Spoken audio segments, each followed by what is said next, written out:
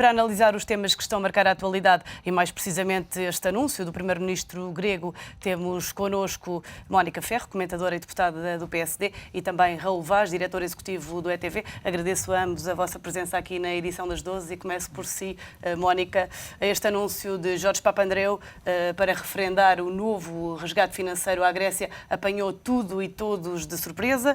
Pânico tomou de assalto as bolsas mundiais e as bolsas espalham as preocupações sobre a viabilidade do plano europeu para travar a crise da dívida. De facto, o choque é a palavra do dia, quer dos mercados, quer também, como já nos chegou, a reação de alguns líderes europeus. Parece que a senhora Merkel e o Sarkozy estão bastante preocupados e até chocados com esta decisão grega. É de facto uma espécie de notícia de contraciclo. As praças estavam muito otimistas depois da cimeira de quinta-feira passada e não deixa de ser curioso que uma cimeira em que se decide a recapitalização da banca estar agora a provocar exatamente este impacto na banca, uma das decisões que saiu dessa cimeira. Há pouco ouvíamos ali alguns gregos darem opinião sobre este referendo e havia uma grega que dizia, depois de estar tudo decidido, agora o Primeiro-Ministro decide referendar este novo pacote de ajuda. De facto, o que o Primeiro-Ministro veio dizer foi que precisava do apoio político que este referendo lhe pode dar.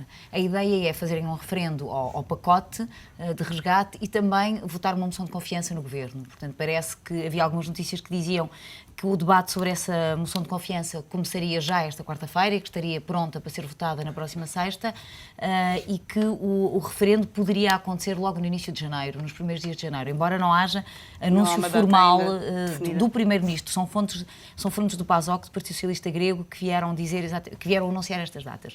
E o que eu dizia disto vir a contraciclo é exatamente o que essa cidadã sente, que é quando realmente a Cimeira vai dizer não, vamos pedir aos privados que perdoem 50% da dívida grega, vamos negociar um novo pacote de ajuda e vamos reforçar a banca em todo a zona euro, com outras notícias que são igualmente positivas.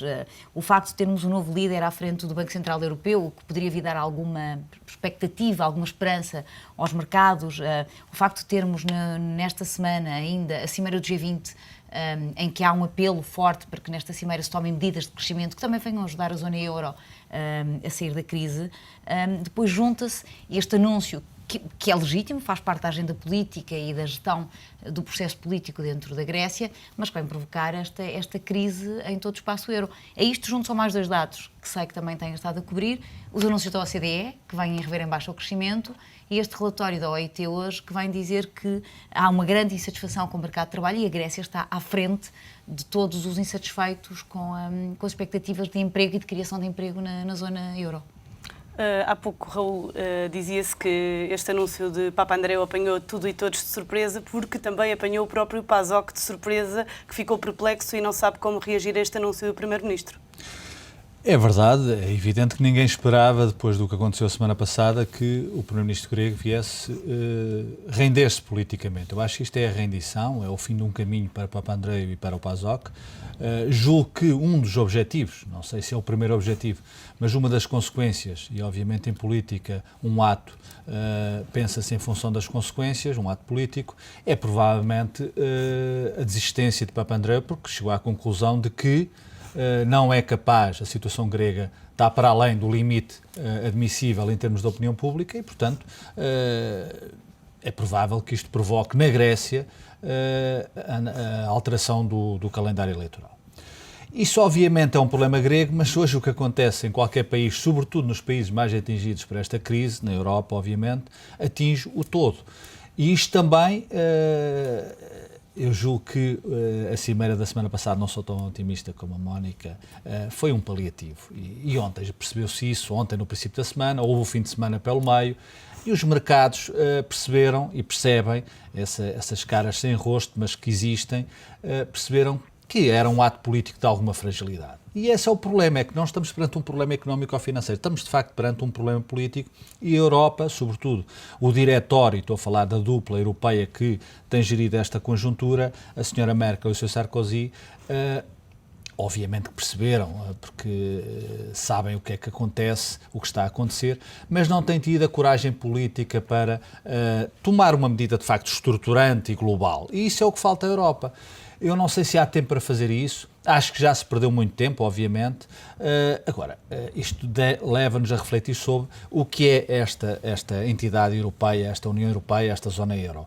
É evidente que o sonho europeu, que muitos dos cidadãos desse espaço acalentaram, estimularam e procuraram construir, está em falência. Ou seja, os egoísmos nacionais estão-se a sobrepor, e o caso do grego, entre outros, é exemplo disso, estão-se a sobrepor a essa entidade coletiva que, obviamente, tem, não direi os dias contados, mas terá que ter uma reformulação, seja ela qual for. E isso atinge todos os países da Europa, em particular aqueles que são mais débeis, mais frágeis, como Portugal. Não é por acaso que o Primeiro-Ministro português já admite, não é a reestruturação da dívida, do empréstimo, do memorando de entendimento, mas já admite que este dinheiro não chega, os 78 mil milhões que vêm, obviamente, da negociação, que tem a marca política do governo anterior. Mas o que as opiniões públicas, para terminar, sentem, a grega, como vimos, a portuguesa, certamente, e outras na Europa, de uma forma geral, é que, de facto, estes senhores andam a brincar com o fogo e, portanto, enquanto não se entenderem, vão-se queimando etapas, vão-se queimando soluções e, obviamente, que a prova está aí, a banca está... aquilo que foi um esforço, admitamos, na semana passada em relação à recapitalização da banca, já foi à vida, se me permites a expressão. E, portanto, cada vez é pior. E estamos neste ciclo dramático para a Europa. As taxas de popularidade do Executivo grego têm vindo a cair a pique fruto destas medidas de austeridade. Não é só do Executivo grego, todos os Executivos. É evidente que o caso português, enfim, é recente e o governo português tem, na minha opinião, encarado esta situação com algum realismo e com alguma coragem, mas tem que ter resultados. E o problema é que, enquanto não houver resultados, a senhora Merkel provavelmente vai perder as próximas eleições, tem perdido, vem numa série de derrotas consecutivas, e é uma mulher, uma pessoa que teve carisma no seu espaço eleitoral. O Sr. Sarkozy, lembramos do que foi a ascensão de Sarkozy ao poder, provavelmente vai perder também as eleições. E todos os líderes europeus, o Sr. Berlusconi tem os dias contados, porque vai certamente, julgo eu, perder as eleições. O governo espanhol vai mudar e o PSOE vai perder as eleições. Portanto, só a política, só de facto uma grande coragem, uma grande reflexão sobre o que é a Europa e sobre o que é que estamos a confrontar é que pode atenuar esta situação. Enquanto formos por medidas de mais dinheiro para aqui, mais dinheiro para acolá, e não houver de facto uma atitude política forte e que a opinião pública europeia perceba, mesmo que ela seja dura, isso não vamos a lado nenhum, julgo eu. Mónica, eu dizia então que estas taxas de popularidade do Executivo grego, à semelhança do que acontece um pouco por toda a Europa, têm vindo a decair a pique devido a estas medidas de austeridade, umas atrás das outras. No caso de Papandreou, com esta atitude que veio agora a público de referendar o novo pacote de ajuda financeira, eu não resisto a perguntar-lhe, é possível agradar a gregos e a troianos, neste caso à União Europeia? Não, é muito difícil, porque de facto o preço desta ajuda que estamos a dar à Grécia implica um programa de cortes radicais na despesa do Estado e essas medidas estão sempre longe de ser populares, mesmo quando são absolutamente fundamentais. E eu vou pegar só numa coisa que o Rolo estava a dizer. O próprio presidente do BCE, quando saía, denunciou exatamente esta falta de liderança dentro do processo europeu e denunciou estas terapias paliativas que temos tido de ir remendando a situação sem que haja, de facto, uma grande discussão sobre a governação económica dentro da União Europeia. Há aqui um dado sobre o futuro do Papandreou que me parece muito interessante, que é, a ser verdade que a moção de confiança se discuta já, até pode acontecer que, havendo um referendo na Grécia no início de janeiro, já não seja o Papandreou a liderar o partido nesse referendo. Claro. Se estes timings forem verdadeiros, porque são sempre especulativos. Portanto, há de facto, eu creio que a imagem que usou, uma espécie de desistência. Ele invoca o argumento de ir buscar poder político para sustentar as suas medidas, o que é perfeitamente legítimo e, como eu dizia, é uma medida do ponto de vista político perfeitamente aceitável e enquadrada dentro de um regime democrático, mas há, de facto aqui uma certa devolução do poder à população, dizendo... Da responsabilidade, exatamente. Raul, ainda não se sabe se este referendo vai mesmo acontecer, porque existem algumas dúvidas constitucionais, mas a haver referendo e se os gregos votarem contra este novo pacote de ajuda financeira, que é o que se prevê, tendo em conta que 60% dos gregos considera que este novo pacote é mau ou muito mau, existe a possibilidade de eleições antecipadas na Grécia? Julgo que sim, julgo que inclusive essa possibilidade não é de excluir, pelo contrário, é de admitir e de pôr em cima da mesa do negócio político.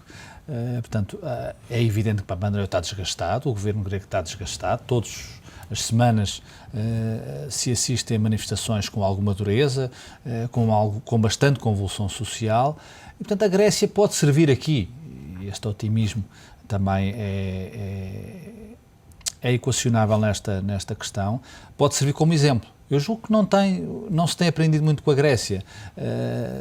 E, portanto, eu acho que é possível e é de admitir que este governo grego obviamente, esteja na reta final, quer devolver. Eu não sou pessoalmente um defensor dos referendos, sobretudo nestas matérias. Eu acho que a democracia, quando se elege, e isso é fundamental, porque há uma responsabilidade coletiva na democracia e isso nenhum de nós se pode excluir dela. Portanto, eu não sou uma pessoa que julgue ou que pense que, a partir do momento em que eu voto, o meu problema está resolvido.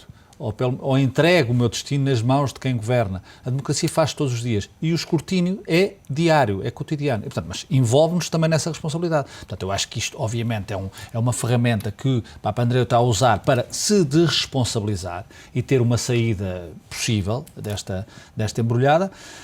Agora, é evidente que isto não vai resultar. As consequências estão aí, estão à vista de quem quer ver. E isto pode, repito, espero que possa servir de exemplo. Não é, se me permites muito rapidamente, aquilo que eu estou a ver em Portugal. Tenho dito aqui, como sabes, repetidamente, eu acho que isto é um estado de emergência que vivemos. Isto exige que a base de apoio de qualquer governo seja o mais alargada possível. A base de apoio política e que corresponde, obviamente, a uma base de apoio social, que são as pessoas que votam nos partidos, ou que pelo menos têm uma ligação àqueles dirigentes, aos respectivos dirigentes. Isto não está a acontecer em Portugal. E teme-se que mais cedo do que tarde haja consequências para o tecido nacional, económico, financeiro e político algo indesejáveis. Isso eu acho que é de ter alguma atenção. Muito obrigada, já voltamos à conversa.